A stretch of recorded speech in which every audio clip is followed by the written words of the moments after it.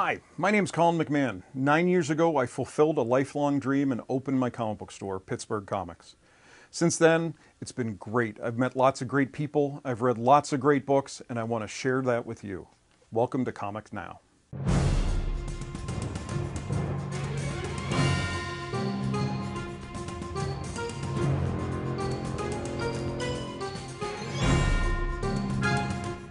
Hey everybody, welcome to Comics Now for May 2016. Now, May is the best month of the year for comic books because of Free Comic Book Day. It's always the first Saturday in May, and this year it'll be Saturday, May 7th. The movie companies have joined in on this, and we always get our big Marvel movie coming out that week to join in with that. This year it's Marvel's Captain America Civil War, and of course that's going to kick off Marvel's Civil War 2 in the Free Comic Book Day 0. But in addition to all the free books that are coming out, I'm giving away over 10,000 books. We always have great big sales. I always like to celebrate it. I bring out the grill and we do hot dogs all day. Where Grande's Pizza from Cannonsburg is bringing us free pizza. There's also going to be Rita's Ice, pop, cookies, all sorts of stuff. And then inside the store, there's going to be sales. Just about everything in the store is going to have a different sale or promotion attached to it. I'm going to have lots of stuff out on the sidewalk trying to get rid of, so please pour through that and see what you can find. But it's always a real fun day. The publishers are putting out, I believe it's over 50 different titles to promote new things they have coming up. Some of it's reprint stuff, like DC is reprinting Suicide Squad #1 in preparation of their big movie coming out this summer. And then I'm also adding in all of the dollar books and preview books and basically anything I can find to put on the tables to give away. So there's going to be lots of stuff for you guys to find, lots of stuff for you to experience. That's what I find is real good. I like to get in a lot of the Image #1s, and Marvel's done a bunch of True Believer #1s, so you can read the first issues for free and then get a little taste of what the series is like and come back and find more that you like. So if you get a chance, please come by, tell your friends, tell your neighbors. It's always a great time here.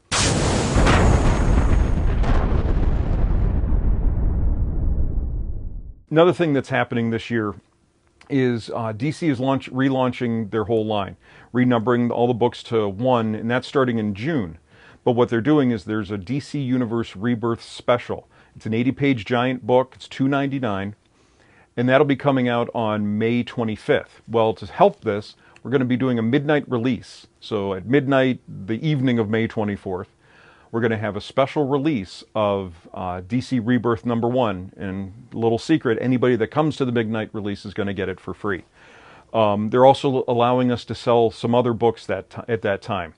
There's the Justice League 50, which is the conclusion to the great big Darkseid War story that's been going on for a year.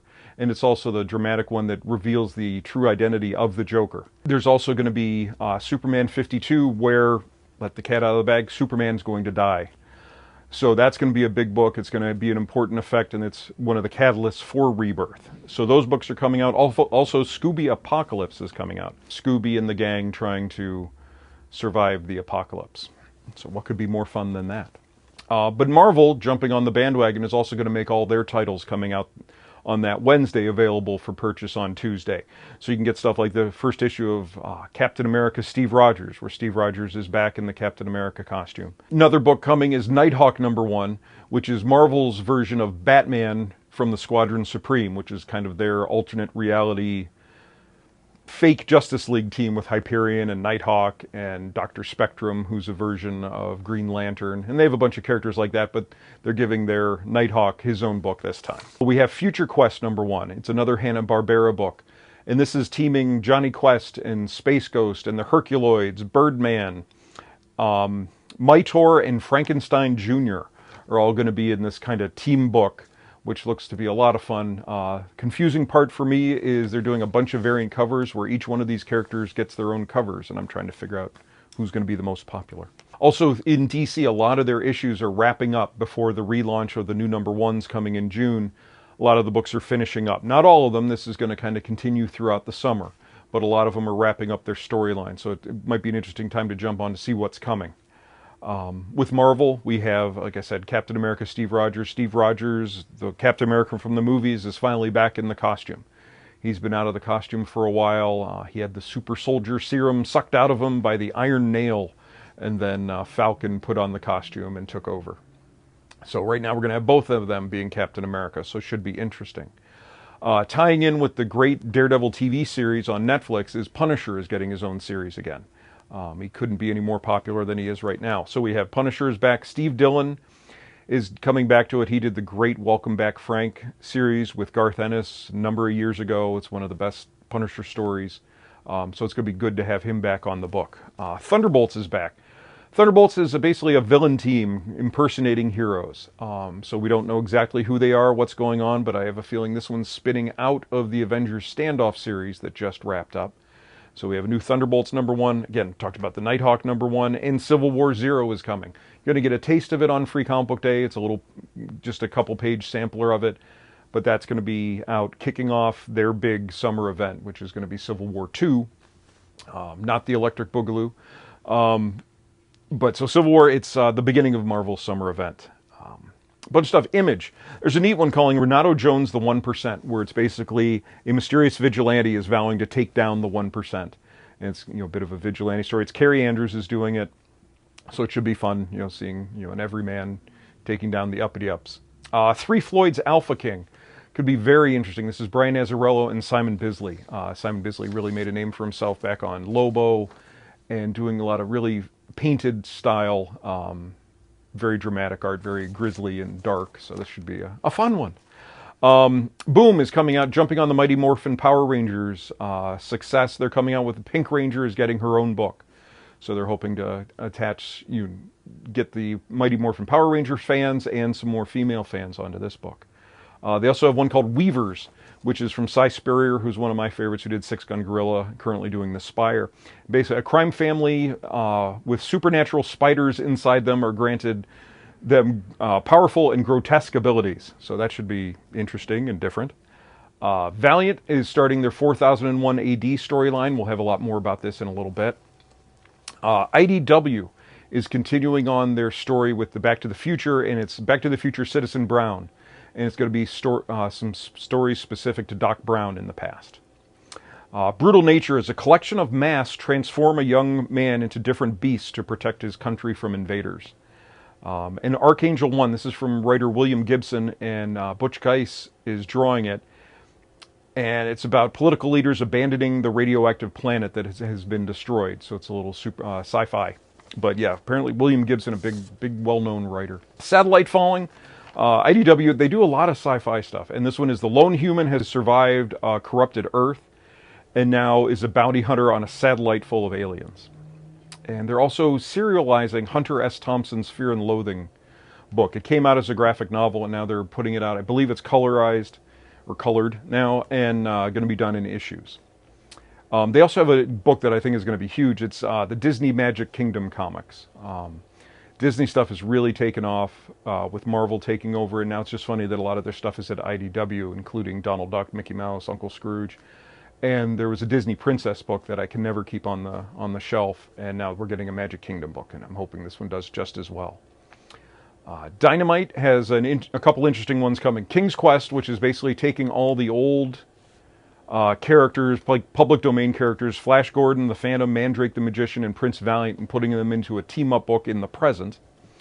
And one that I don't know about because I'm not young enough and cool enough, but Smoosh has a book coming.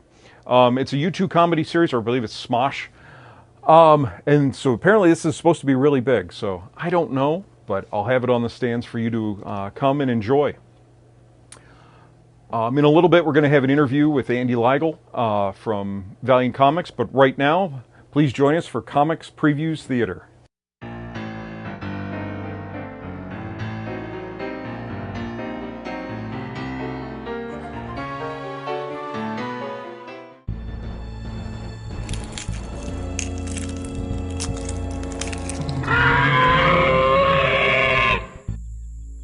Members of the board, New Japan must make sacrifices.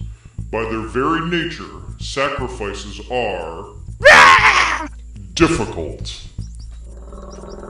It pains me to do this. I have seen New Japan grow from its infancy to the towering achievement that it is today. Something's wrong. What's wrong is you making so much noise. I paid good money for this hunt. You need to be quiet before you get us both killed. No, look around. Can't you feel it? The entire place is shaking. Every creature that draws breath relies on me to keep the oxygen flowing. Look at the sky, you idiot. I'm trying to focus, so be a good guide and shut. The whole sector's collapsing. Whether it realizes it or not. As the father of New Japan, I have just ordered Hunting Sector 938 to be jettisoned to Earth. This is the 22nd sector we've displaced since last night. I feel every cry, every pain. I feel every death, as if it were my own. But for me to retain control of New Japan, to keep it orbiting and operating, I have to jettison non-essential sectors. I simply cannot control everything and combat the virus at the same time. We've lost 43,884 people since last night. We beg of you.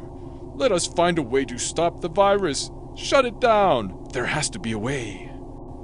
Only half of those sectors are equipped with emergency landing shields. You can't just cut them off. I must. A virus runs rampant throughout New Japan. It threatens to destroy all of us. I must cut the limb to save the body. I know best.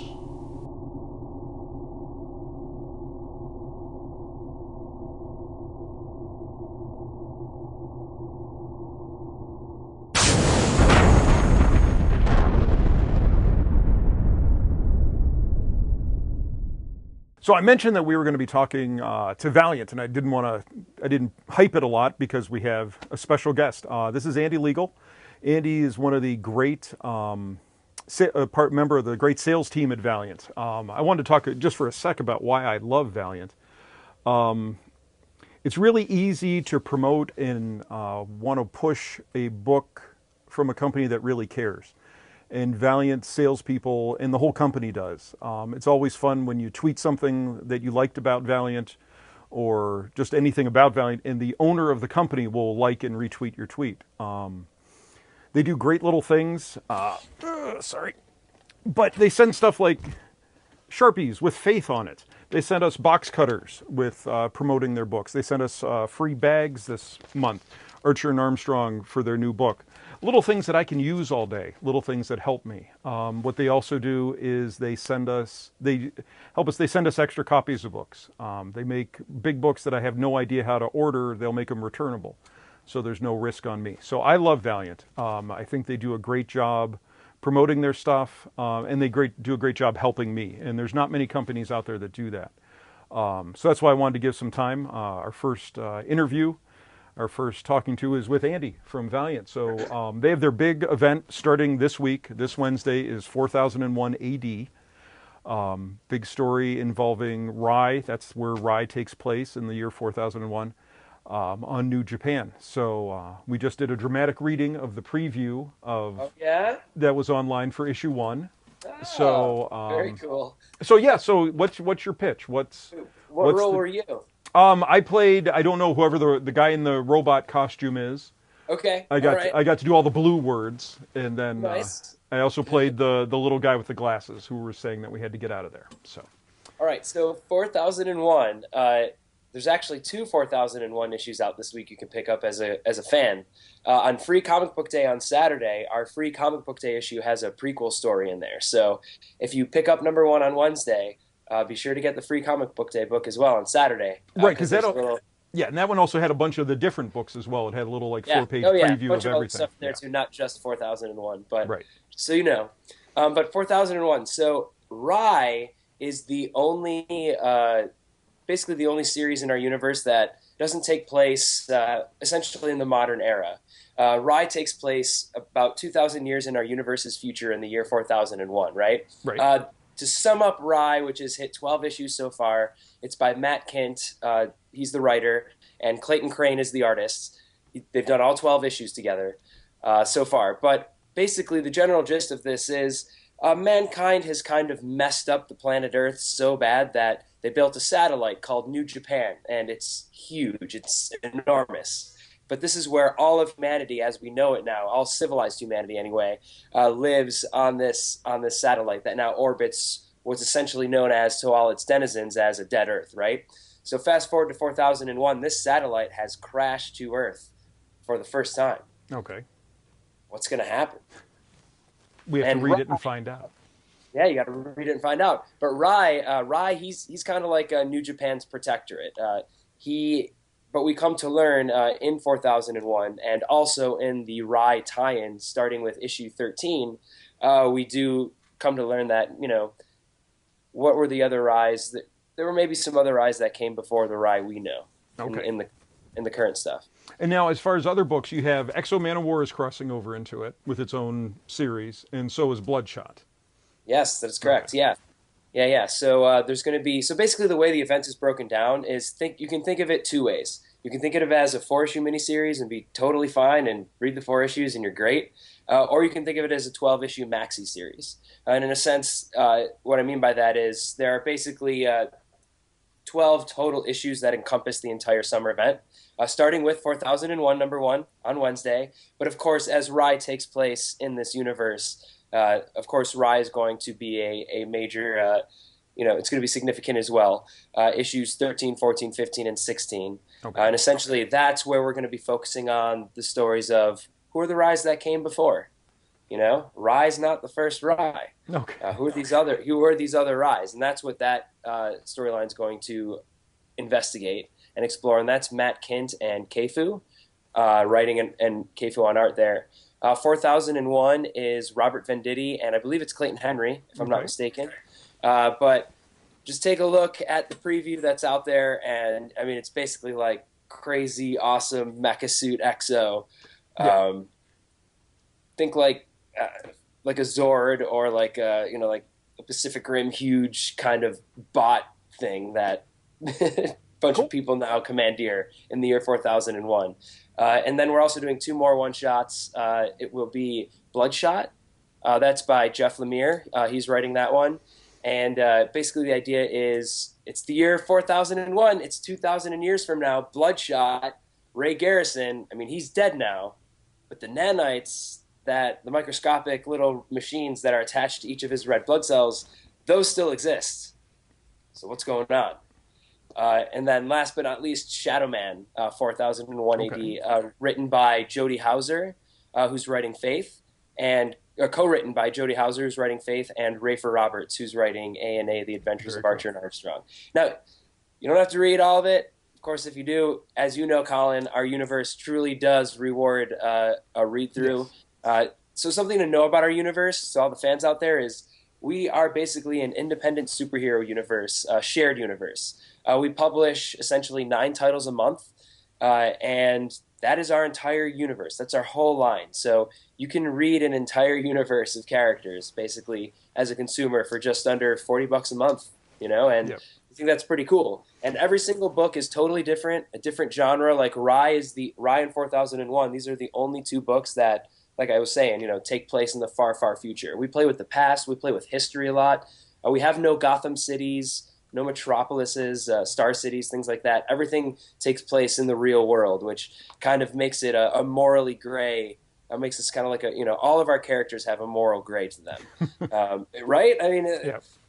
And that's because we do our best to really, our editors, when I say we, I have nothing to do with this. I'm a sales manager, but our editors are really great at what they do. And all those guys, our editor-in-chief, Warren Simons, he's on top of all the continuity. Dinesh Shamdasani, like you were saying, he's very, very hands-on, our CCO. But yeah, man, it's cool to, like you were saying, I love the stuff we make. I read it all. I read every single issue. Like, when we get the PDFs going around internally, like I get so excited. I'm like, what's going to happen? What's going to happen? And it's cool to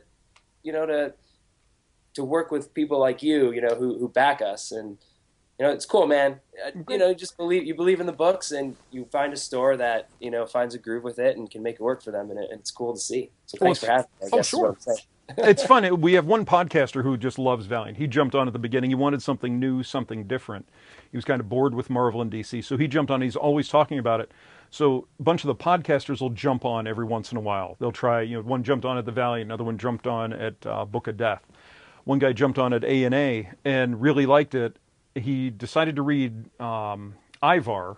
So it was only 2 volumes, I think, or 3. But he read those. 3 total, yeah. Okay, 3 of those. And then now he's reading Archer and Armstrong after reading A&A. And all of a sudden they crossed over. It, like one little throwaway line in Ivar came up in volume 3 of Archer and Armstrong. And it just blew his mind. He's like, you guys planned this. And so it's good for the people if you're kind of bored with where Spider-Man's going or where Superman's going. It's a nice little condensed, complete universe. You don't put out too much. As they do an event, another book will drop off. And then they'll restart, like Exo Man of War is coming to an end at 50, but I'm sure you'll have something coming in after that. We have the little 4-issue Faith. There's no Harbinger story going on right now because Faith was going on. That was something I wanted to talk about to you, too. Faith and the success of Faith, who's basically the first plus-sized superhero, female superhero, and it took off huge. Besides just the Harbinger fans, I've had a lot of women getting it because here's someone that maybe they can relate to a little bit more, not with powers and things, but someone who has problems they do in everyday life. And it really struck a chord. So how's that? I mean, I know you guys are like 5 prints of #1 or something now. Yeah. Faith has been great. It's Jody Hauser, Francis Portela, and Marguerite Sauvage on that book. It's been awesome, man. Like, I'm a huge fan of Harbinger. I'm wearing the hat right now, actually, right. as you can see. I noticed, yes. I'm a big X-Men fan, like, as I'm sure many people my age, we got into the X-Men cartoon, and, that's kind of what wrote me into comics, in a sense. But, man, dude, Harbinger is awesome. It's basically like X-Men set in the real world, and Faith, she's been on that team, like you mentioned. She's been around for a while. I think Harbinger, her first appearance was Harbinger #3, if I'm not mistaken. Testing my geek cred there. There you go. Yeah, we'll check on that later. We'll fact check. Yeah.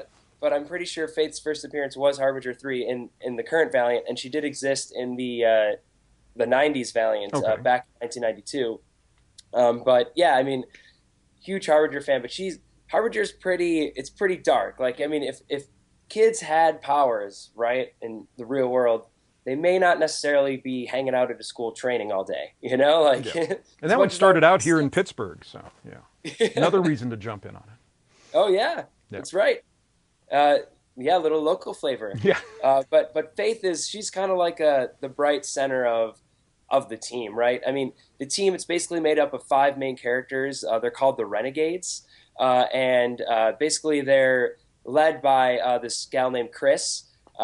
She is just a regular human, though. She has no powers, but she's smarter than any of the other members of the team. She can outwit anybody. She can get them out of any situation. Then there's Pete Stanchak, who's kind of like a more rough around the edges Jean Grey. He's got a lot of personal problems, but his powers are, very, very similar in that regard. But also he has the ability to activate we call them psiots, right? And Pete Stanchak has the ability to scan your mind and you'd be like, hey, Colin, good news, man. You have a superpower. Do you want me to activate it for you?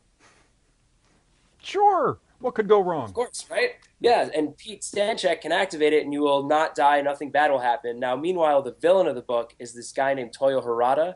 Think of him as like a guy with the mentality of a Magneto but the powers of a Charles Xavier, right? And this guy can activate your power, but there's only a 25% chance survival rate. So now and he's been at it, his powers were activated during the Nagasaki bombing, I believe, in World War II. It's either Nagasaki or Hiroshima. But so he's been at this game for a while, and now in 2015 or 2016 comes along this Pete Stanchak guy that has a similar power set, but he can activate psionic abilities, and you won't die, right? Okay. And actually, Faith is the first person Pete ever awakens a psionic ability within. And that happens in Harbinger Volume 1. Okay. So I'm sure you have that. Yep. At the shop. Harbinger Volume 1, Faith's first appearance. And then in Volume 2, things really get rolling, and there's 6 volumes total. And there's a few more characters to round out the team, but it's a pretty real-world, gritty book. And then there's Faith, who is, this person who has grown up a comics fan, just like all of us. And, her mom took her to the shop, every Wednesday, or at that time it was probably Friday, right? And, to get new books. And, now Pete activated her superpower, and now she's on a superhero team. They're called the Renegades, or the Harbinger kids Okay. are on, and essentially she's now living the dream. Right now, there's 6 volumes of that, and that's the Harbinger story. And then once that wraps, Faith for a brief time joined Unity. Okay. Unity is kind of like, for those of you that haven't read it yet, Unity is kind of like our Avengers or our Justice League in a sense. Written by Matt Kint, the whole run, most of it, and James Asmus, I think, did a couple issues at the tail end. But basically, it's our heaviest hitters on a team fighting the biggest threats that face the Earth, right? It's Eternal Warrior, it's Ninjak, it's Exo Manowar, and it's Livewire. She's the leader of the team, pretty much. And there's a brief moment there where the Harbinger series wrapped, and the Renegades kind of broke away, and Faith and Torque, they were dating for a while. Now they broke up. You meet Torque in Faith number 2, I think, Okay. of the miniseries. If you were reading, she visits Torque, and I think he's in Los Angeles.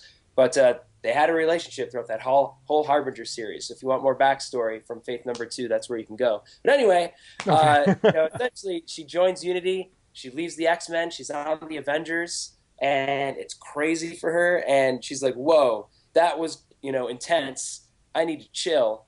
And then this is where the Faith miniseries by Jody Hauser comes into play. And essentially, she moves to Los Angeles, and she's a comics journo by day, and by night she, patrols the streets of LA. Well, great. So, Valiant, I couldn't push them more. One thing that really helps with them, all their volume number 1s are $9.99, so it's easy to get into. They were kind enough to send me a boatload of books for Free Comic Book Day to give away, so those are all going to be on the table. So if you have any interest in Valiant, if we've talked you into it, make you intrigued a little bit, please come on by Saturday, May 7th. Grab it. There's a ton of stuff there for free. There's lots of guys here who are reading it and really enjoying it, and they'll be able to talk you into some stuff. Find something just for you, because we didn't even cover the whole line. Yeah. Andy, thank you so much for calling in. Hey, Enjoy thanks so Calgary. much. I really appreciate Calgary's it. been great. And Looking we'll talk forward to to you getting soon. back to Los Angeles tomorrow, though. I bet. Slightly different weather, yes. A little bit. Okay. All Thanks, right, Andy. thanks, Colin. See ya. Yeah. Okay, thanks for joining us. May is going to be a fantastic month for comics. We got the movies. We have Free Comic Book Day on Saturday, May 7th. We have all sorts of stuff going on. Lots of new books, lots of new stories, lots of new events. So please, I want to thank Andy Legal from Valiant for calling in. Thanks for joining us, and tune in next month. Thanks.